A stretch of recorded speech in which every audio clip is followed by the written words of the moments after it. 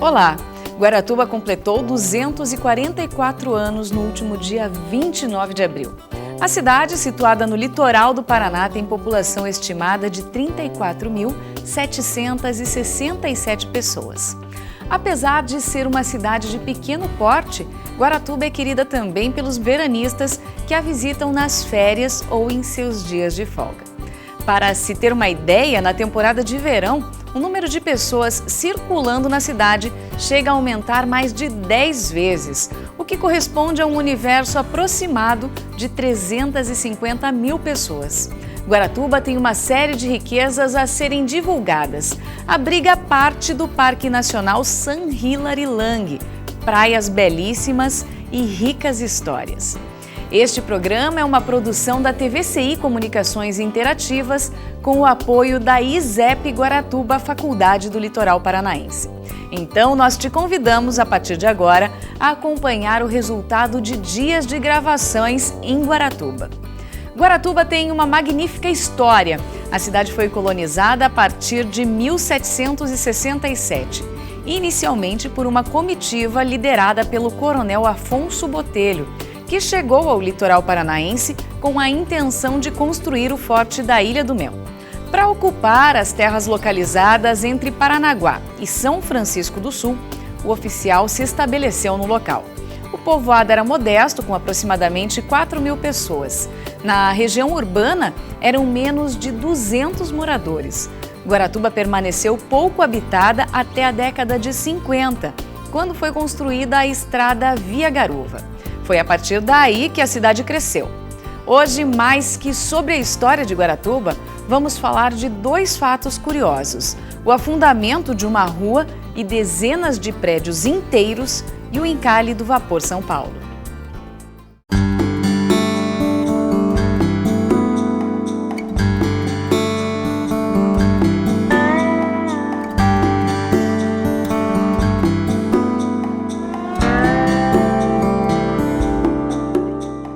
Até 1968, a Prefeitura de Guaratuba estava instalada na rua Afonso Botelho.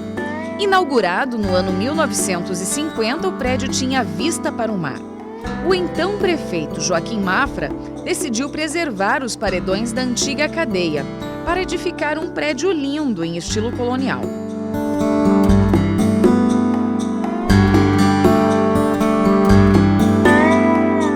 18 anos depois, Guaratuba veria o prédio sumir. Ele e outras 32 casas foram engolidas pelo mar. História essa lembrada pelos moradores mais antigos da cidade. Eu tinha 8 anos de idade e me lembro basicamente como se fosse hoje. Começou o barulho, né, de as casas afundarem, e alguém bateu na porta da minha casa. Meu pai já era um homem de idade, ele abriu a porta e as pessoas falaram: "Seu Abrão, está afundando Guaratuba, está afundando a cidade." E minha mãe tirou eu assim da cama, de uma forma assim muito desesperada, e gritava que era o fim do mundo. E dali nós saímos, né, em direção à igreja, viemos para a igreja centenária e ficamos dentro da igreja. Certa hora da noite, quando acalmou, nós fomos até Garuva e refugiamos lá em Garuva.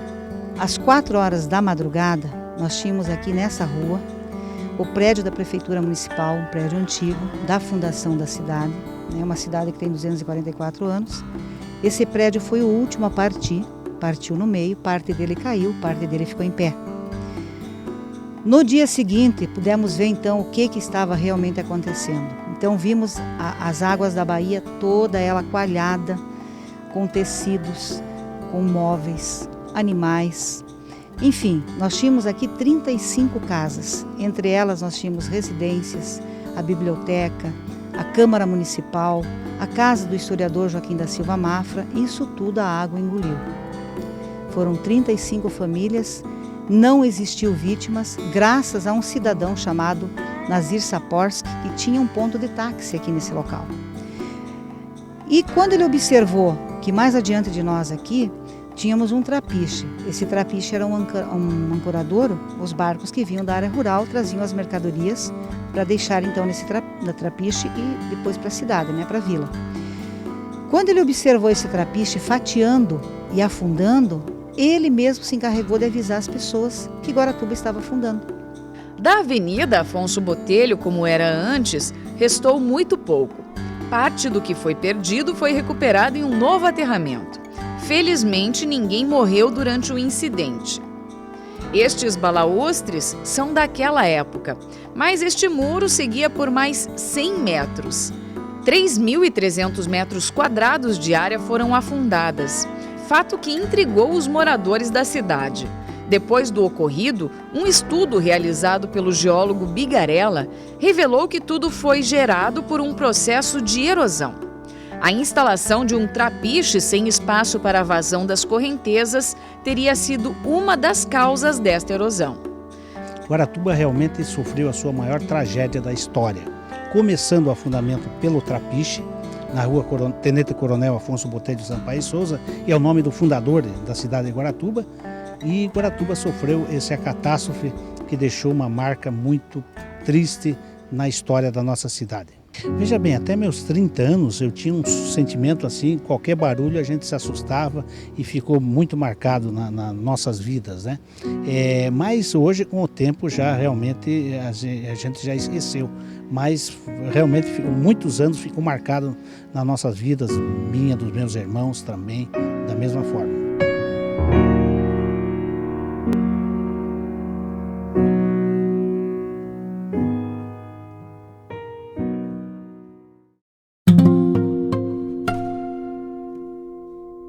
Outro fato da história de Guaratuba foi o encalhe do Vapor São Paulo. A embarcação, comandada pelo capitão Jacinto Ribeiro, esposo da compositora Chiquinha Gonzaga, fazia transporte de soldados que participavam da Guerra do Paraguai. Contabiliza-se que eram aproximadamente 600 tripulantes. Um deles, um soldado ferido, acabou morrendo. Pouco se sabe sobre essa história, que não é oficialmente atestada pela Marinha. Porém, os restos do Vapor São Paulo permanecem na Bahia, apesar de raramente poderem ser vistos. A melhor estação para visualizar os restos da embarcação é o inverno, entre os meses de julho e agosto, no período da manhã até as 9 horas da manhã. Ela fica entre as praias de Caieiras e das Pedras. Em alguns períodos do ano, um lago se forma no entorno da embarcação e só é possível visualizá-la mergulhando. Restou muito pouco da estrutura e na praia de Caieiras, a ONG Instituto Guaju instalou uma placa no local, onde é possível conhecer parte da história datada de 1868. No caminho até o local do naufrágio, o visitante ainda pode parar para apreciar formações vulcânicas entre as pedras. A história também conta que Chiquinha Gonzaga não estava no momento, porque havia já então deixado, né, o vapor, me parece que da Santa Catarina, né?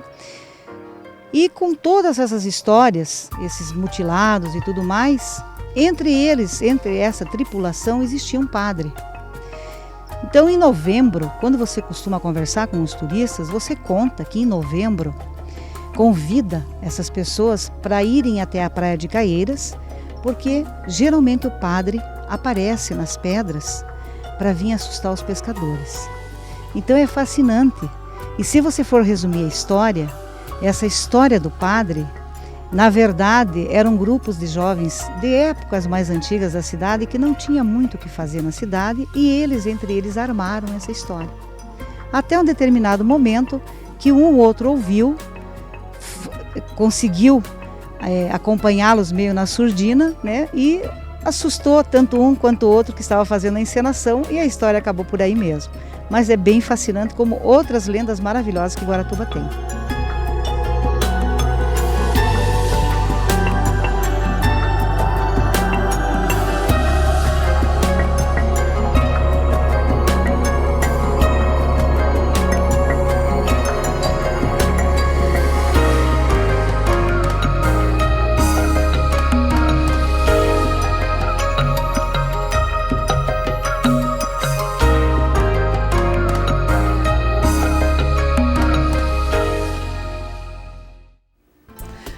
ano 1974, Guaratuba era abastecida por fontes de água e poços artesianos.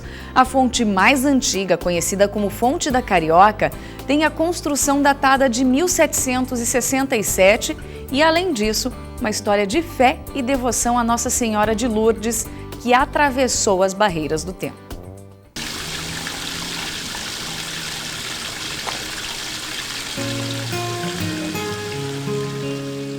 Para visitar as fontes, é preciso costear o Morro do Pinto, localizado no centro histórico de Guaratuba. Se o visitante fizer isso, vai encontrar, próximo à Igreja Matriz, a Fonte da Carioca, ou Fonte das Lavadeiras.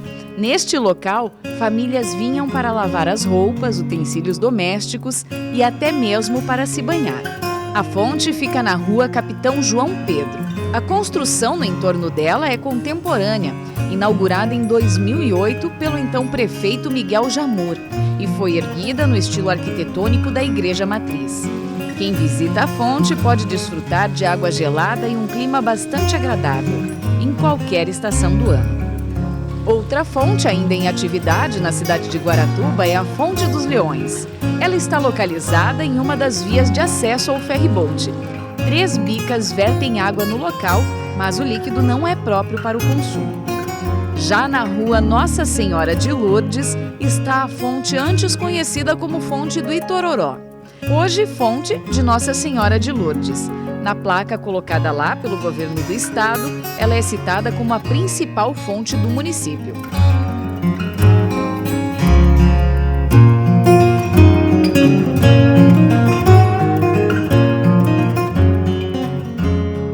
A imagem no topo da fonte foi doada por Guilhermina Cordeiro em 1935.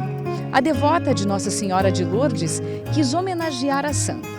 Depois da colocação e da instalação do altar, fiéis e benzedeiras passaram a utilizar a água com a fé de que ela poderia curar males. Foi assim que esta água ganhou o status de milagrosa.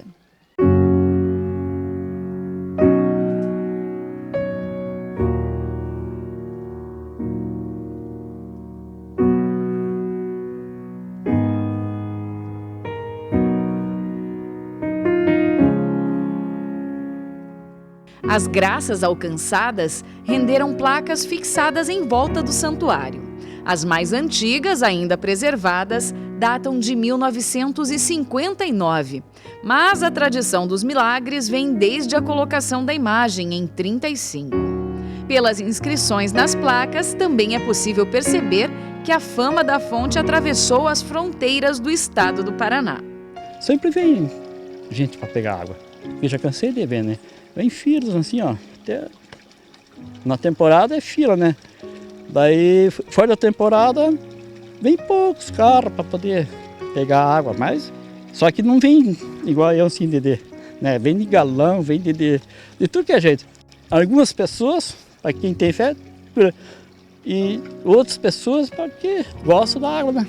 Além de milagrosa, a água tem fama de ser melhor que a água mineral.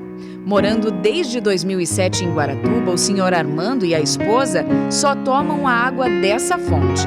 Pelo menos uma vez por semana, eles vêm com seus galões vazios e voltam com todos cheios para casa.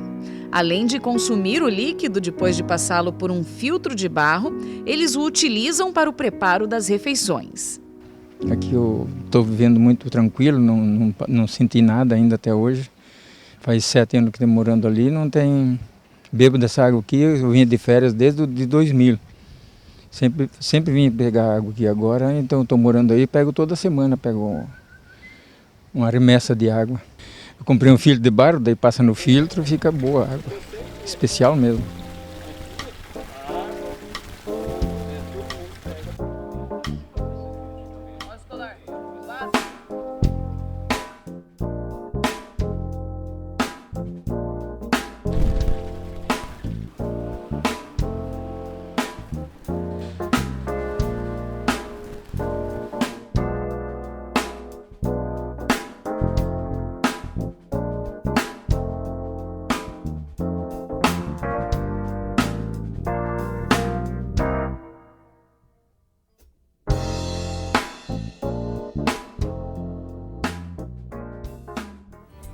Daqui a pouco você vai ver as praias de Guaratuba cheias de atrativos que trazem milhares de turistas ao nosso litoral. É logo depois do intervalo, não sai daí.